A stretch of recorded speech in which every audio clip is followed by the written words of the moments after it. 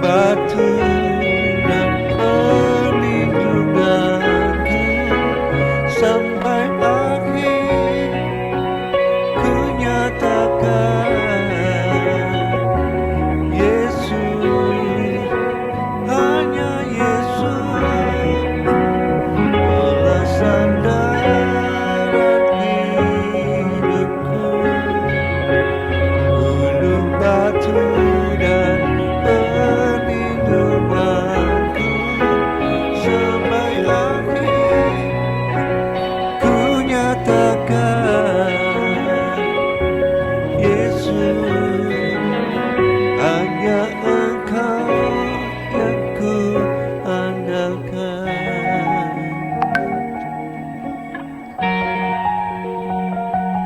Yesus, hanya Engkau yang ku andalkan. Terima kasih Tuhan, hanya Engkau yang ku andalkan.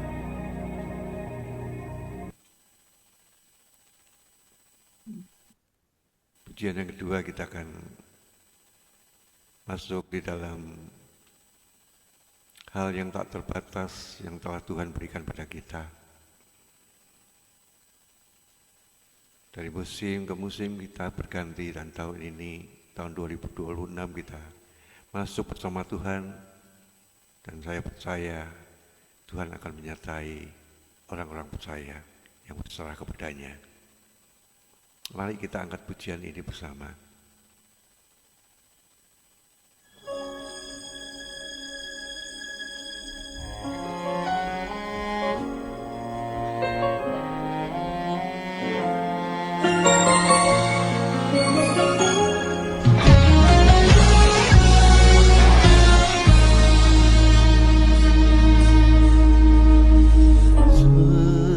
Musim berlalu, namun Kau selalu peliharaku.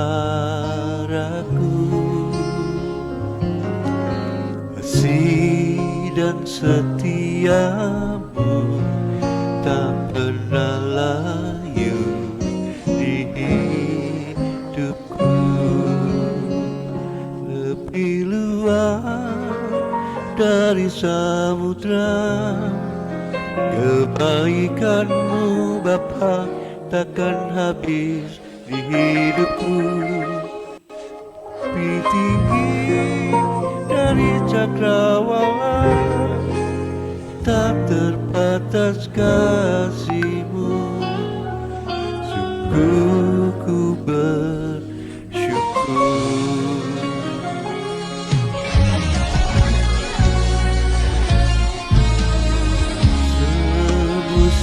Berlalu, namun Kau selalu peliharaku. Amin. Kasih dan setiamu tak pernah layu di hidupku. Lebih luas dari samudra, kebaikan-Mu Bapa takkan habis di hidupku. Lebih tinggi dari cakrawala, tak terbatas kasih-Mu. Sungguh ku bersyukur.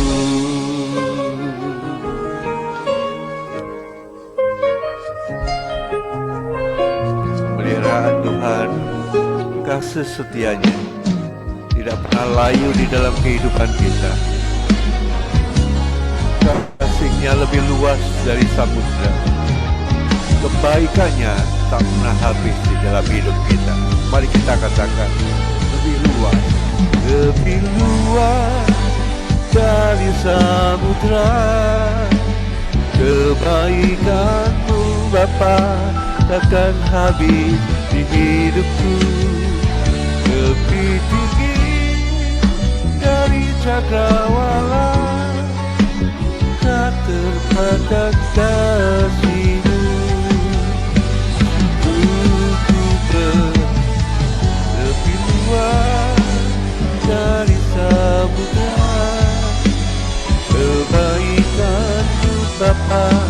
takkan habis hidupku. Lebih tinggi dari cakrawala, tak terbatas kasih-Mu. Ku bersyukur, tak terbatas kasih-Mu.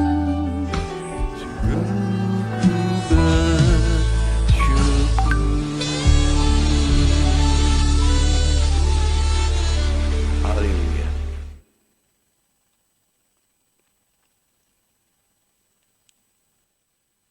Mari bersama-sama kita berdoa untuk kita menyambut firman Tuhan pagi ini. Bapa di surga, kami bersyukur untuk kasih dan anugerah-Mu. Di pagi hari yang istimewa ini, kami memuji memuliakan Engkau.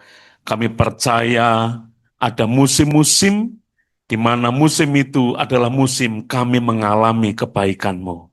Dan pagi hari ini kami siapkan hati kami untuk kami menerima kebenaran firman-Mu yang disampaikan Bu Pendeta Rinta Kurniawati.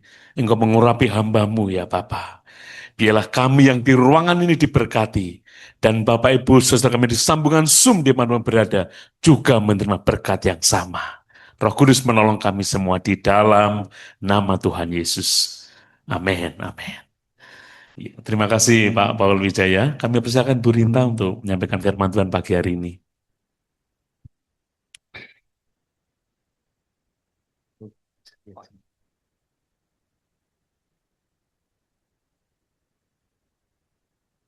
Selamat pagi Bapak Ibu saudara yang terkasih dalam Tuhan Yesus Kristus. Ya, dimanapun berada, kiranya Tuhan yang selalu memberkati kita.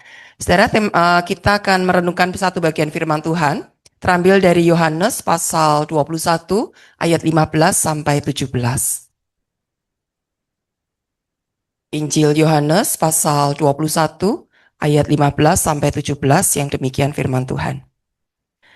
Sesudah sarapan, Yesus berkata kepada Simon Petrus, "Simon anak Yohanes, apakah engkau mengasihi aku lebih daripada mereka ini?"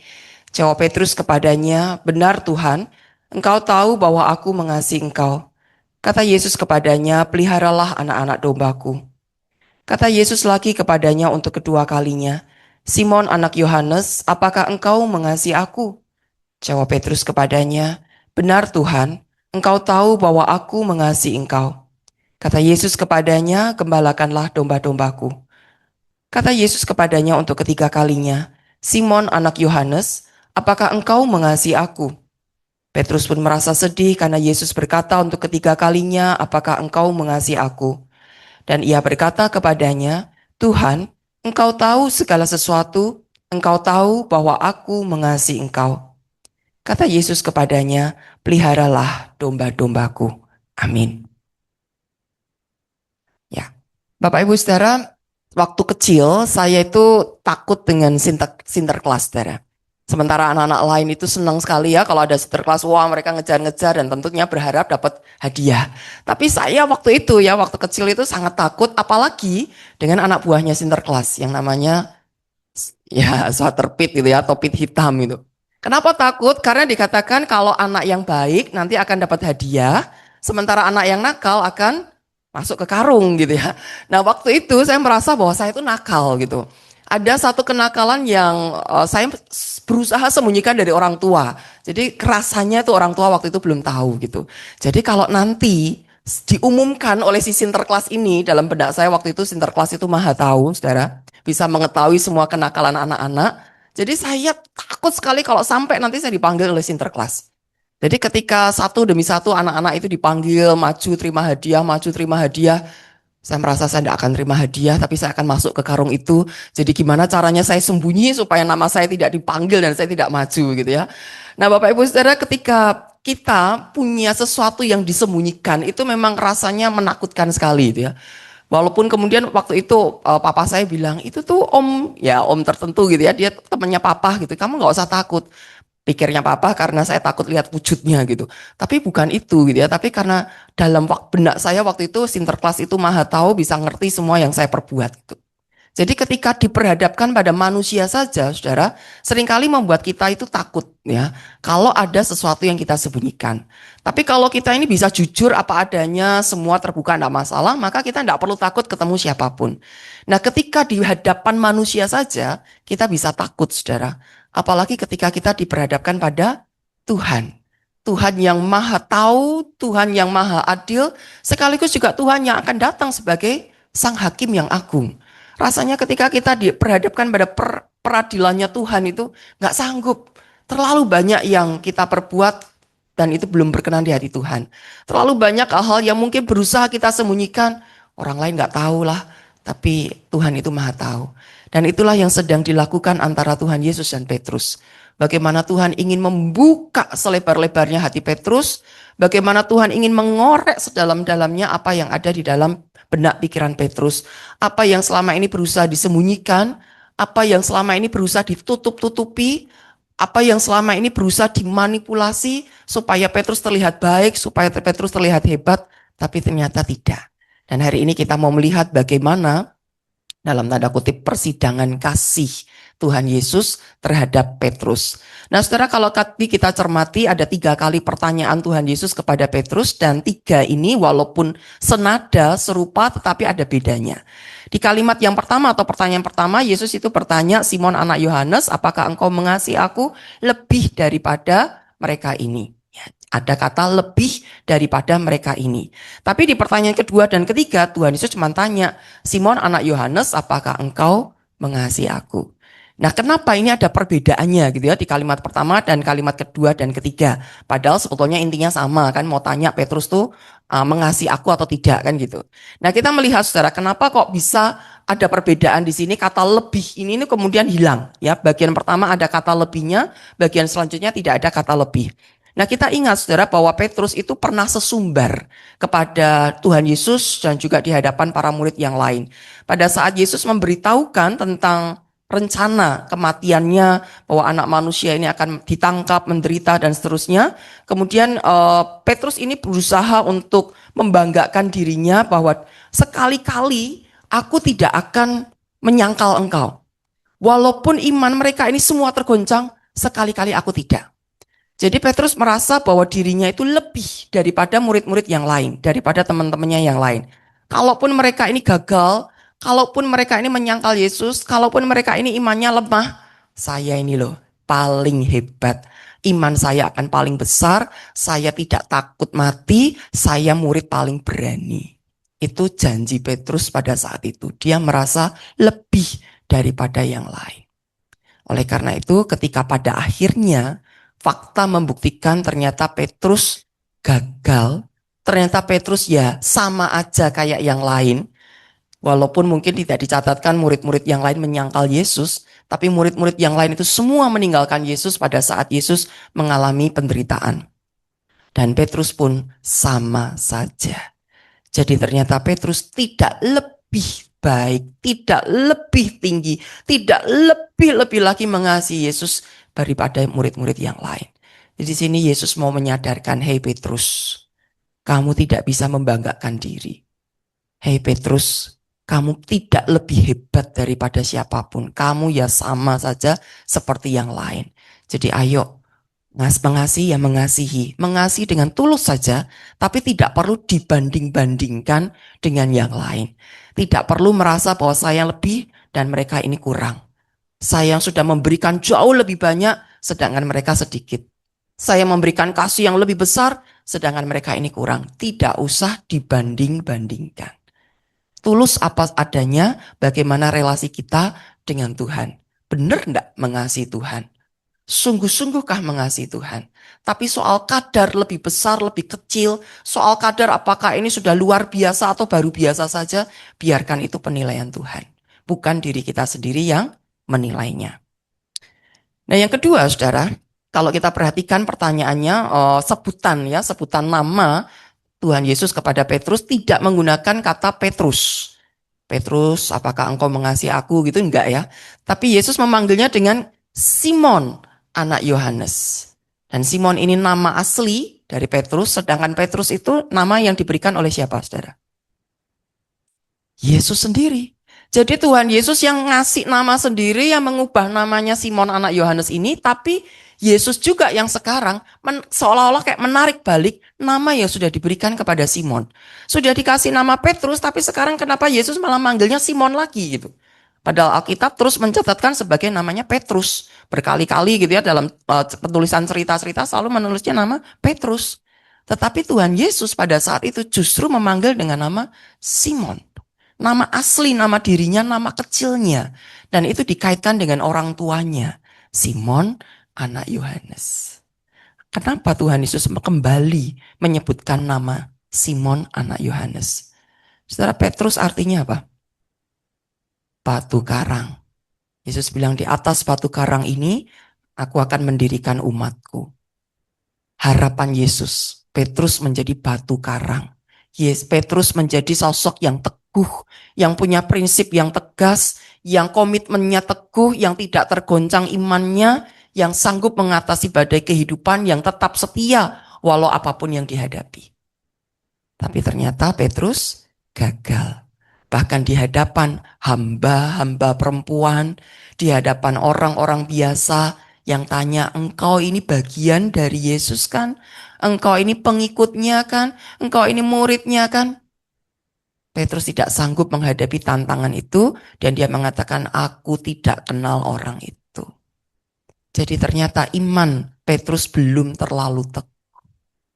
Maka Yesus tarik mundur lagi, engkau belum sanggup menyandang nama Petrus.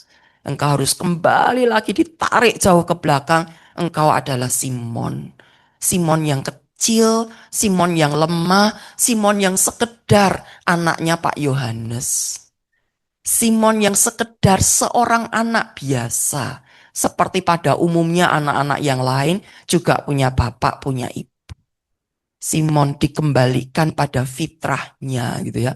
Pada asalnya kembali, ayo koreksi introspeksi diri sendiri dulu. Siapa toh saya? Bukan yang terhebat, bukan yang paling teguh, tapi saya Simon ini adalah seorang anak biasa. Punya kelebihan, tapi juga ada kelemahan.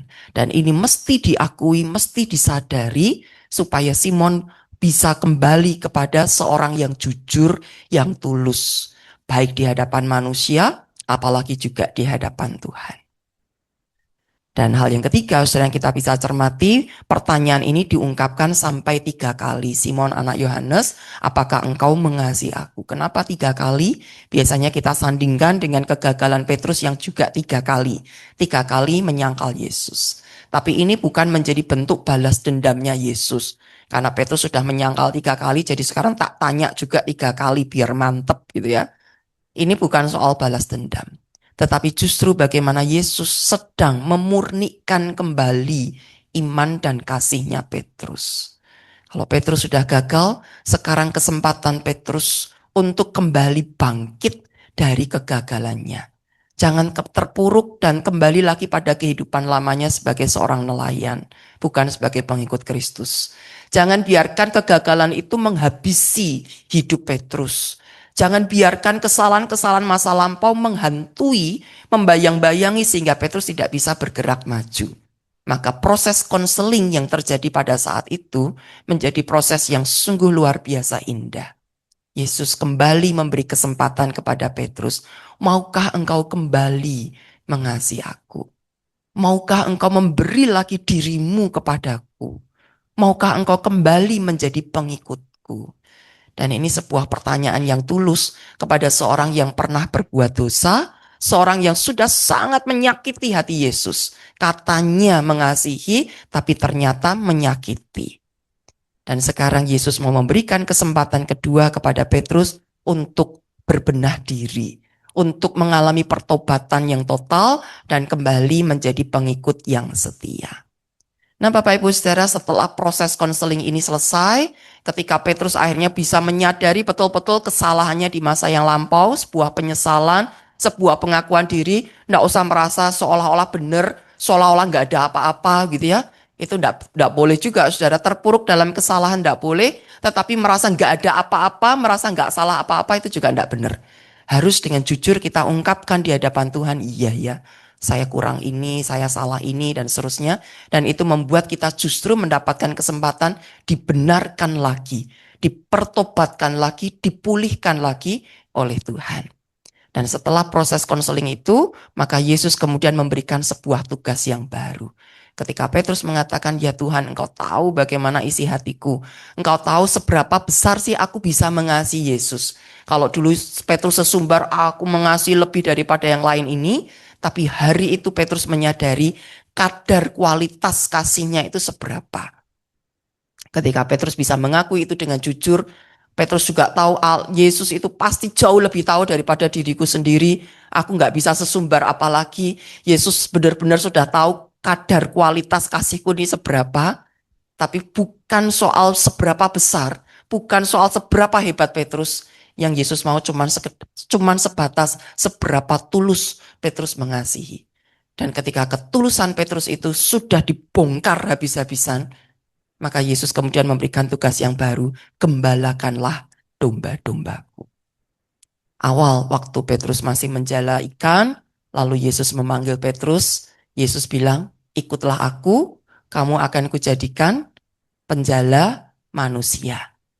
Tapi sekarang saudara, setelah Yesus bangkit, Yesus tidak lagi mengatakan ayo jadi penjala manusia, tapi Yesus bilang jadilah gembala. Gembalakanlah domba-dombaku.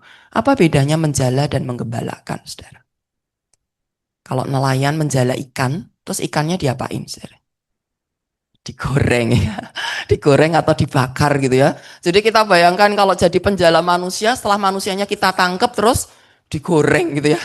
Dan kita nikmati sendiri kan gitu. Ya, itu plesetannya ya. Tetapi menjala itu menjadi sekedar tugas mengajak. Ya, kita bisa artikan menjala manusia itu berarti kita mengajak orang, ayo ikut Yesus, ayo ikut Yesus. Mungkin dengan cerita-cerita kita, mungkin dengan kesaksian kita, mungkin dengan pengajaran yang kita sampaikan, kita baru sebatas mengajak, memperkenalkan orang pada Yesus, lalu mengajak orang untuk ikut Yesus. Selesai di situ. Tugas itu baik tentu, karena kita memang harus menjala, harus mengumpulkan orang untuk taat, untuk percaya, untuk takut akan Tuhan. Tapi bukan kemudian kita biarkan. Banyak kali kita cuman, ayo ikut Yesus, ayo ke gereja, yuk tak kenalin ini dan itu gitu ya. Tapi setelah dia percaya, lalu kita tinggalkan, saudara. Tanpa kita tahu bahwa ini orang sudah sungguh-sungguh kenal Yesus belum, sudah sungguh-sungguh bertobat belum, sudah sungguh-sungguh bisa jalan sendiri belum gitu ya, kita nggak tahu. Maka Tuhan berikan tugas lanjutan, jadilah gembala. Gembalakanlah orang-orang yang sudah ditangkap itu tadi. Jangan dibiarkan jalan sendiri. Ya kalau bisa. Kalau enggak, itu singa-singa di luar sana itu banyak sekali.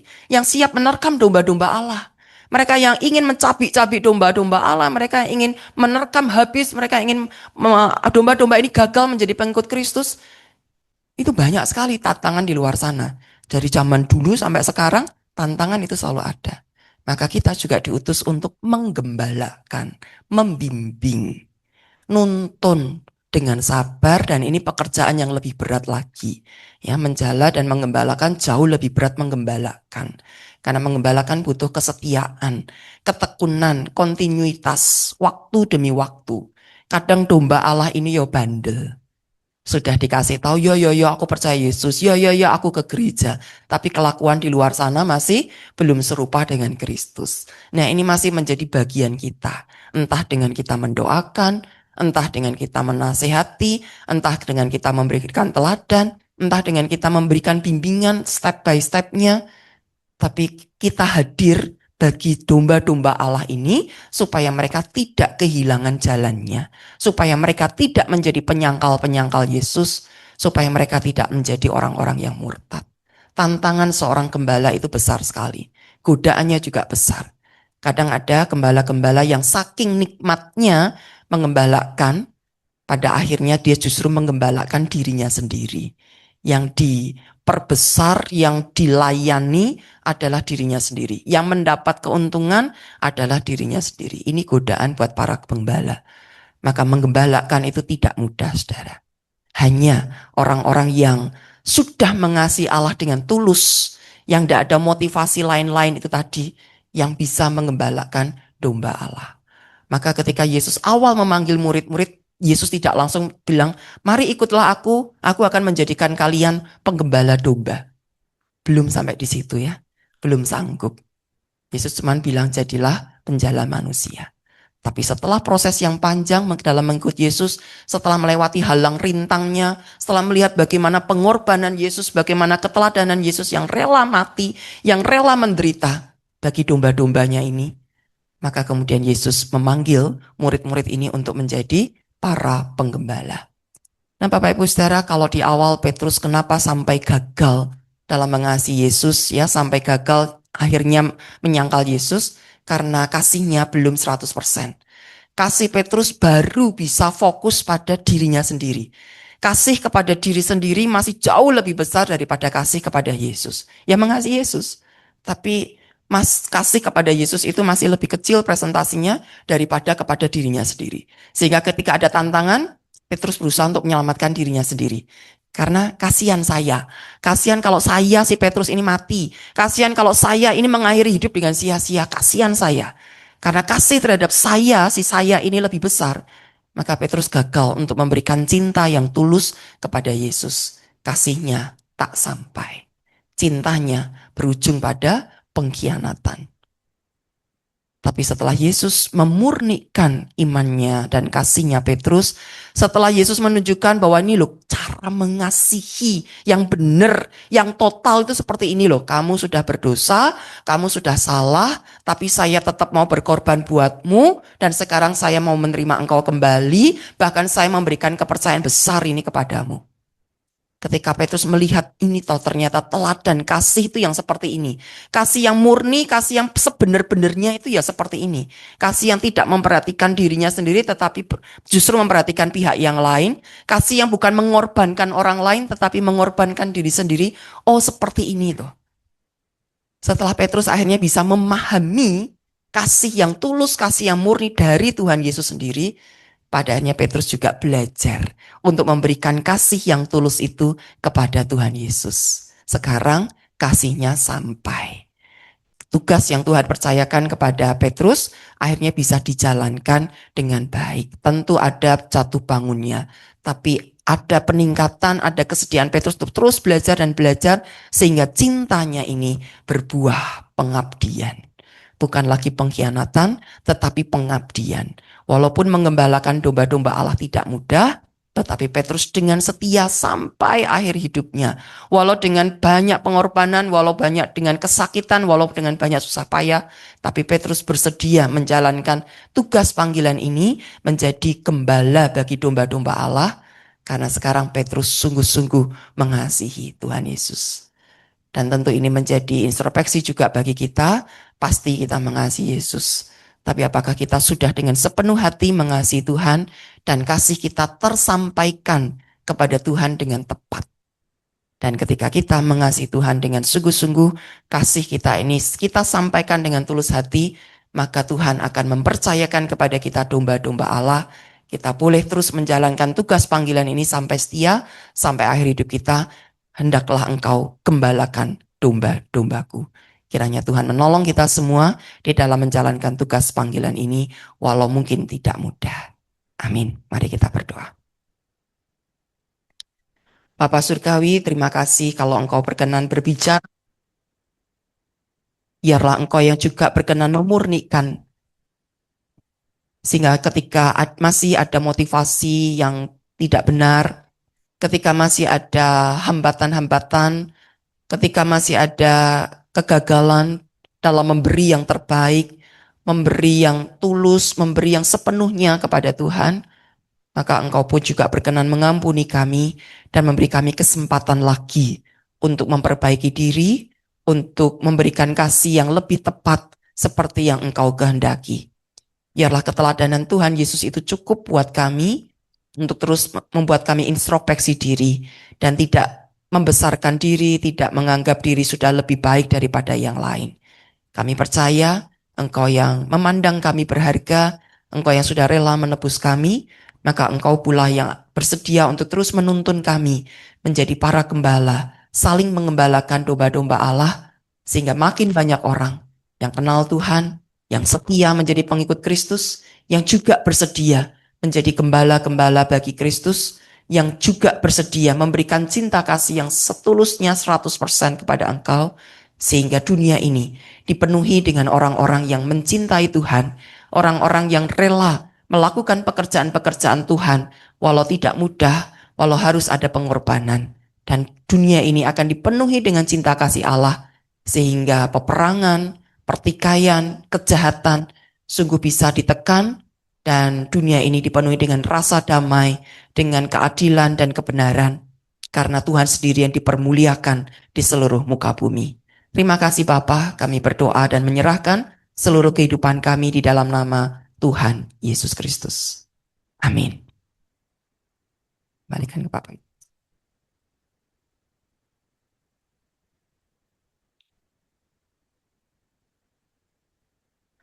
Ya, firman Tuhan yang sangat memberkati, ya. Di bagian slide akhir ada satu yang dituliskan, hanya orang-orang yang sungguh-sungguh mengasihi Allah yang bisa menggembalakan domba-domba Allah. Ini luar biasa. Ya, kita bersyukur dan terima kasih untuk pelayanan Bu Pendeta Rinta pagi hari ini. Kita akan masuk dalam doa syafaat, tapi sebelumnya selalu kami mengingatkan, mari kita boleh terus dukung pelayanan Yayasan Christophirus. Ya, kami secara berkala membagikan slide ini supaya menjadi pengingat kita untuk kita boleh terus mendukung pelayanan Yayasan Christophirus. Ya, mari kita akan masuk pokok-pokok doa. Yang pertama, nanti bisa tolong dibuka dulu kita. Ada Pak Timotius Sarpo ya di sini ya. Pak Pendeta Timotius Sarpo. Ya, nanti tolong bisa berdoa. Halo Pak Timotius Sarpo. Ya, bisa menaikkan pokok doa yang pertama, kita berdoa untuk Ibu Pendeta Rinta dalam pelayanan, penggembalaan, dan juga keluarga. Ya, kita berdoa untuk itu. Juga kita berdoa keamanan dan kelancaran transportasi ya pasca libur Idul Fitri. Hal-hal ini sudah selalu didengungkan. Juga kemarin ada info yang kami terima di grup-grup hamba Tuhan. Ada situasi yang agak pelik dan sulit karena tanggal 19 itu adalah hari raya Nyepi di Bali, sedangkan 19 itu adalah mereka umat muslim ini akan merayakan Idul Fitri dengan takbir. Nah, ini masih jadi polemik. Di hari yang sama di Bali harus tidak ada suara, tidak ada penerangan, tapi mereka akan merayakan kemenangan. Nah, ini sedang diproses supaya tidak ada hal-hal yang bersifat sara. Nanti kita doakan untuk hal ini. Juga situasi perang di Timur Tengah kita doakan, kita tidak bisa kata apa-apa, hanya bisa minta anugerah Tuhan dan juga untuk situasi damai di Indonesia. Mohon nanti Pak Pendeta Timotius Sarpo bisa di-mute yang. Lalu yang kedua, ya bersama-sama kita ini juga ada Bapak Pendeta Domingus Kenjam ya. Selamat datang Pak Domingus ya dari Jakarta. Mohon nanti Pak Domingus bisa berdoa untuk pokok doa yang kedua ini. Christophirus akan ada bass dan band kompetisi ya pada tanggal 19 April kita doakan ya, juga untuk kita doakan untuk cabang Kudus dan juga cabang di Tumbang Marikoi. Saat ini ada ketegangan karena ada rahasia ya. Kita dulu ya Pak Elia Bu Rinta ke sana, ini sedang ada rahasia tambang-tambang ditutup. Nah, tapi pemerintah belum memberikan solusinya sehingga orang yang kalau dulu kita ke sana masih pakai dongpeng biasa, sekarang sudah pakai bego, Pak. Mereka tuh kredit bukan mobil lagi, tapi kredit bego. Setelah kredit bego, jalan beberapa angsuran tambangnya ditutup. Ini menjadi problem.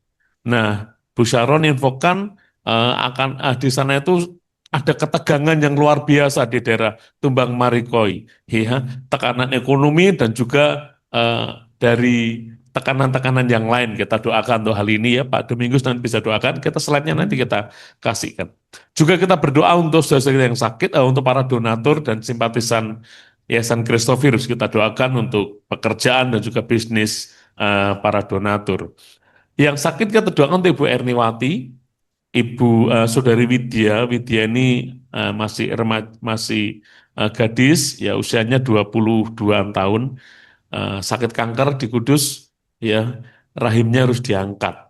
Ini kita berdoa untuk Widya ini. Ya, nanti Pak Domingus ini sore juga akan pelayanan bersama-sama kami ke Kudus. Bila sempat, nanti kami akan kunjungi Saudari Widya ini. Ya, untuk Bu Esther, ya kita doakan ya, Bu Esther ini istrinya Pak Prasetyo sudah sejak COVID itu terbaring, sembuh lagi, tapi harus terus proses ya. Untuk Saudari Arum ya, Saudari Arum ini anak Tuhan yang belum lama terima Yesus, lalu dikucilkan oleh keluarganya, sakit kanker dan juga banyak hal, ya. Ini akan operasi apa ini, sumsum tulang belakang, transpalansi, lalu juga harus menunggu donor, ya donor apa itu Pak Budi kemarin sampaikan, donor darah, ya leukositnya 5.000, ya trombositnya sekian. Kita doakan untuk kondisi saudari Arum ini. Ya, nanti Pak Domingus akan mendoakan, dan terakhir nanti mohon Pak Andreas bisa menutup dalam doa. Ya, mari Bapak Ibu kita akan mengambil tempat yang di kantor ini biasa kita bisa berlutut untuk kita berdoa. Pak Timotius Sarpo bisa membuka mikrofonnya untuk menaikkan doa yang pertama. Silakan Pak Timotius. Ya, selamat pagi. Suara saya bisa kedengaran ya? Dengar Bisa Pak. kedengaran suara saya? Bisa Pak, silakan Pak. Ya, puji Tuhan. Mari saudara-saudara kita berdoa. Bapa di dalam sorga, terima kasih untuk pagi hari ini. Tuhan masih memberi kesempatan kami untuk dapat menikmati persekutuan yang indah pada pagi hari ini. Terlebih kami bersyukur masih dapat mendengar firman yang menegur, menasih, mengingatkan, tetapi juga menghibur.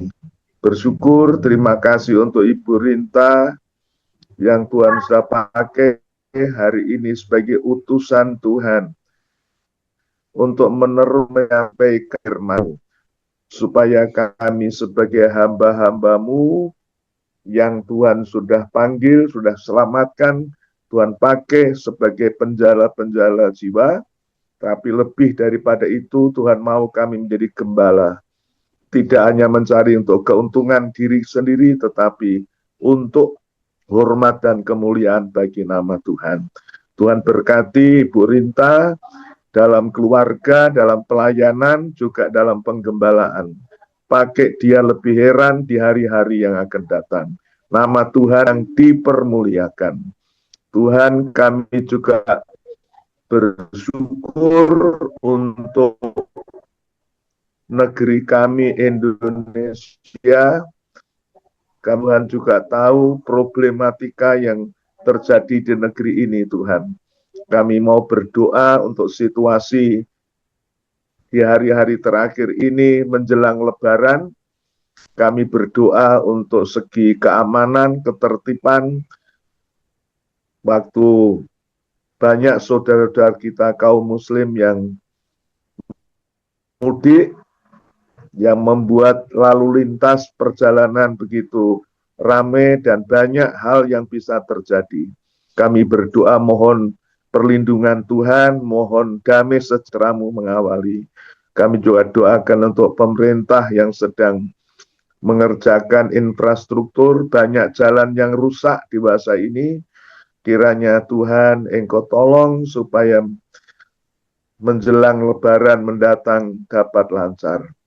Terutama kami berdoa Tuhan untuk situasi keamanan dan toleransi beragama di Indonesia. Kami berdoa Tuhan untuk menjelang Lebaran tanggal 19 ada hari Nyepi, di mana mereka tidak boleh menyalakan api, tidak boleh mengerjakan sesuatu, sementara saudara-saudara kami kaum muslim mereka harus bertakbiran dan sebagainya. Tuhan, kiranya Engkau berikan hikmat kepada pemerintah Bali supaya dapat begitu rupa Tuhan singkis dan sebagainya. Nama Tuhan dipermuliakan. Kami percaya Engkau adalah Tuhan sumber damai sejahtera. Bahkan Engkau adalah damai sejahtera. Dan Engkau yang dapat menciptakan suasana sejahtera di tengah-tengah kami.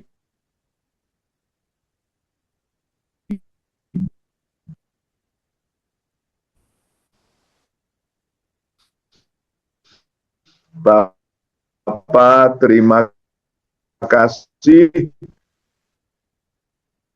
Kami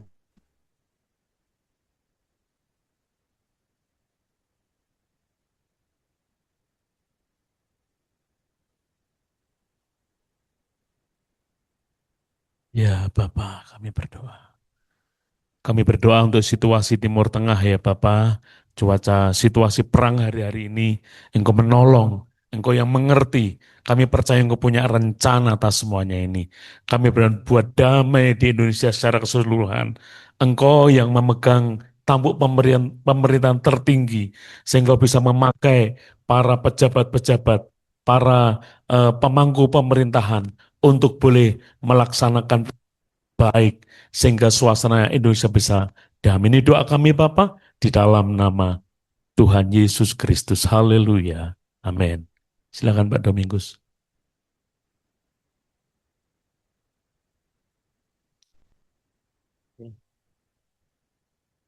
Iya, saat ini kita akan berdoa untuk pokok doa yang akan dilakukan pada Minggu 19 April. Tuhan, kami berdoa bahwa kuasa-Mu tidak pernah berubah dari dulu sampai saat ini, sehingga boleh mempercayakan Tuhan setiap rencana-rencana besar bagi Yayasan Krista Perus ini Tuhan, supaya semua program ini berjalan dengan lancar. Kami berdoa biar Engkau ambil alih untuk setiap rencana besar ini, sehingga tanggal 19 April bahkan untuk bahas apapun Tuhan, kami berdoa biarlah kuasa Allah yang bekerja dan mujizat Tuhan terjadi di dalam nama Tuhan Yesus. Kami berdoa Engkau ambil alih Tuhan Yesus untuk setiap pokok doa yang ada. Kami berdoa kiranya untuk setiap tim yang ada yang mengambil bagian di dalamnya Tuhan, supaya mereka bekerja dengan sukacita. Lihat setiap pelayanan-pelayanan yang ada Tuhan di sana banyak untuk memuliakan Engkau Tuhan. Di sana hanya untuk memuliakan, membesarkan nama-Mu di dalam nama Tuhan Yesus. Terima kasih Bapa. Kami berdoa saat ini kiranya Engkau sendiri Tuhan yang dapat menolong dan memberkati di dalam nama Tuhan Yesus.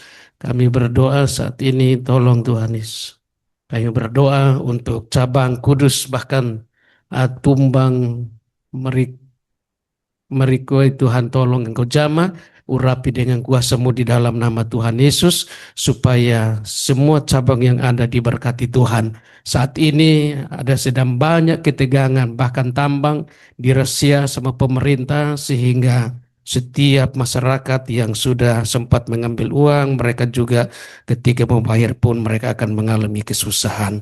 Kami berdoa kiranya Engkau berikan jalan keluar bagi mereka di dalam nama Tuhan Yesus. Kami berdoa segala macam halangan, bahkan kami tolak semuanya itu di dalam nama Yesus.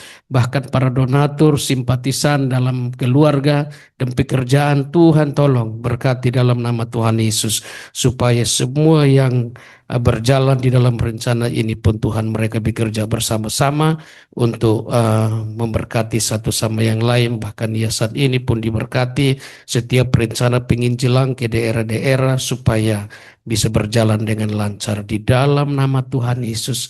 Kami berdoa untuk saudara-saudara yang sakit.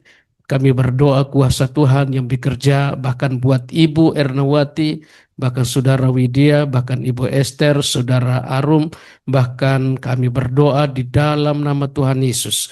Engkau mengurapi mereka dengan kuasa-Mu di dalam nama Yesus. Kuasa-Mu tidak pernah berubah dari dulu sampai saat ini. Jamahlah umat-umat-Mu ini Tuhan, sehingga mereka mendapatkan kesembuhan, mujizat terjadi dalam kehidupan mereka ya Tuhan. Kami berdoa Tuhan saat ini Engkau ambil alih Tuhan, bahkan untuk Ibu Arum Tuhan, supaya benar-benar dia berjalan dalam rencana Tuhan. Ya. Percaya bahwa dalam Engkau tidak ada mustahil. Apapun yang terjadi dalam tubuhnya, kami yakin dan percaya ketika kami bersatu dan berdoa, mujizat pasti akan terjadi. Amin. Kesembuhan pasti Ya, akan Tuhan. terjadi. Karena kami yakin dan percaya Tuhan, bahwa di saat kami sepakat, kami berdoa bersama-sama, kuasa-Mu tidak pernah berubah dari dulu sampai saat ini, akan terjadi bagi hamba-Mu di dalam nama Tuhan Yesus. Terima kasih Bapa. Kami berdoa dan bersyukur di pagi hari ini, biarlah semua pokok doa yang hamba-Mu sudah naikkan di dalam program yayasan ini diberkati Tuhan. Karena kami yakin dan percaya setiap kali yayasan yang ada tidak bisa berjalan sendiri, tapi kami berdoa biarlah donatur-donatur, pendukung-pendukung Engkau yang mengirimkan mereka, sehingga mereka pun mengambil bagian untuk melayani pekerjaan-Mu di dalam program pelayanan, penginjilan, menjangkau jiwa-jiwa yang terhilang di dalam bangsa ini. Terima kasih Bapa, kami berdoa, bersyukur, haleluya, amin. Amin. Bapak Surgawi, kami lanjutkan pokok doa untuk beberapa yang sakit lainnya Tuhan. Bapak Petrus Agus Tuhan, yang sekarang sedang periksa di Kuala Lumpur, Tuhan sertai perjalanannya, juga Tuhan buat mujizat-Mu Tuhan. Sekarang ini banyak orang sakit kanker Tuhan. Tolong Tuhan, kami tolak, kami tengking dalam nama Tuhan Yesus Kristus. Gantilah dengan kekuatan kesehatan-Mu. Di samping itu Engkau nyatakan kehendak rencana-Mu dengan sakitnya beberapa saudara-saudari kami ini, supaya mereka bisa dengan rileks, dengan tenang, menerima penderitaan seketika karena mengikuti kehendak-Mu. Dan ampunilah kesalahan dan dosa mereka, juga kami yang mendoakan, supaya mujizat-Mu tidak terhalang Tuhan Yesus. Dan untuk Pak Petrus Agus, juga kami ingat Bapak Pendeta Emeritus Hirudion Pitra Karya Gunawan yang sedang sakit keras juga Tuhan. Kalau waktunya Tuhan, sudah waktunya Engkau panggil, kami berdoa, Engkau kuduskan, Engkau beri ketenangan, sehingga pada waktunya Tuhan, semuanya akan berjalan dengan damai sejahtera-Mu Tuhan Yesus. Engkau berkati Jason dan warganya untuk bisa melayani yang terbaik bagi papahnya Tuhan. Terima kasih. Tapi Tuhan, tidak mustahil Engkau memperpanjang umurnya. Tuhan jauhkan daripada sakit penyakit dan penderitaan, sehingga dia sampai tuntas bisa melayani Engkau dengan talenta yang masih tersisa bagi pekerjaan-Mu. Terima kasih Bapak. Apapun yang dibutuhkan, Engkau juga akan mencukupkannya. Bapak, kami berdoa untuk saudara kami Domingus yang sudah Engkau selamatkan secara luar biasa dengan mujizat-Mu. Biarlah kesaksiannya tidak bosan-bosan disampaikan, karena itu suatu kisah nyata yang luar biasa. Bukan dongeng, tapi sungguh-sungguh mujizat-Mu telah membangkitkan dia dari kematiannya, dari penderitaannya. Tuhan berkati karenanya perjalanan pelayanannya di persekutuan-persekutuan, di gereja-gereja, khususnya yang akan ke Kudus juga nanti. Tuhan siapkan pendengarnya, sertai dalam perjalanan pelayanannya. Demikian Tuhan, doa sembahyang kami, berkatilah kami semua untuk meniti dan mengisi kehidupan kami hari ini untuk kemuliaan nama-Mu. Dalam nama Tuhan Yesus Kristus yang mengucap syukur dan berdoa. Amin.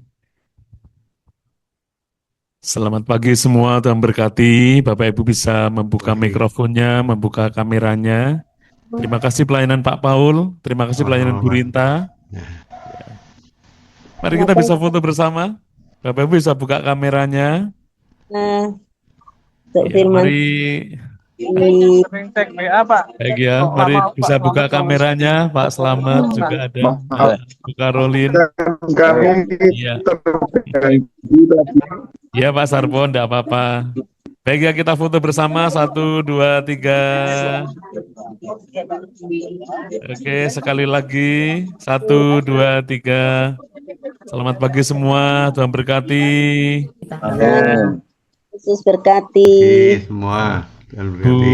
Poni, ya Pak Sarpo, Bu Saya Karolin, Sumba, Tuhan berkati. Bu Hana, selamat datang di Semarang. Pak Kasnadi, shalom, shalom Pak Kasnadi. Salam, Pak. Pak Supardi. Halo, Oh ya Pak. Bapak Ibu, besok Kamis tanggal 19 itu kita doa pagi libur ya. Kita akan ketemu tanggal 26. Iya. Bu Agatha, selamat pagi, Pak Gideon. Selamat pagi. Saya izin online. Bude dari Jakarta, selamat pagi. Bu Febe, sehat-sehat. Shalom Bu Febe. Saya mohon maaf itu kami di Wonogiri terganggu dengan wifi, jadi tidak lancar. Iya, Pak Sarpo, tidak apa-apa. Bu Yuli, selamat pagi. Bu Foni, Pak Gideon. Ya. shalom semuanya. Saya Shalom. Shalom, Lydia. berkati semuanya. Ya. Baik, kami end dari sini ya Bapak Ibu. Selamat pagi semua dan berkati. Semuanya.